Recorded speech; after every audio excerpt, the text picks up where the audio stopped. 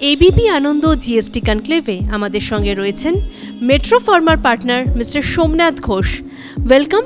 প্রথমেই আপনাকে যেটা জিজ্ঞাসা করব যে এবিপি আনন্দর এই অনুষ্ঠান এখানে যোগ দিতে পেরে, কথা বলতে পেরে আপনার কি অভিজ্ঞতা হলো?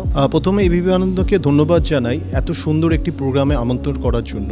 অ্যাকচুয়ালি জিএসটি চালু হয়েছে, এই যে নতুন যে জিএসটির যে রেটটা কমেছে সেটা চালু হয়েছে 21 সেপ্টেম্বর থেকে।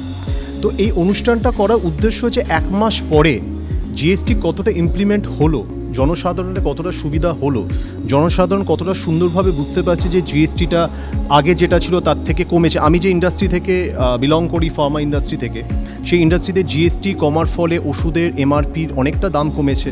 তো তার ফলে হচ্ছে জনসাধারণের সুবিধা হচ্ছে।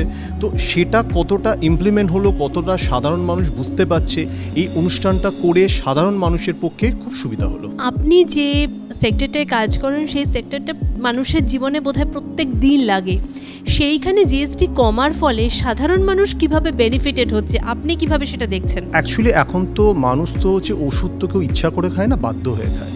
তো সেখানে এখন প্রতিদিন আমাদের নিত্য প্রয়োজনীয় জিনিসের মধ্যে ওষুধ পড়ে গেছে। তো সেখানে প্রায় 6 to 11% যে এমআরপিরও দাম কমেছে, তাতে মানুষের যে কিছুটা হলো সুরাহা হচ্ছে, এটা মানুষের পক্ষে খুবই সুবিধা হবে।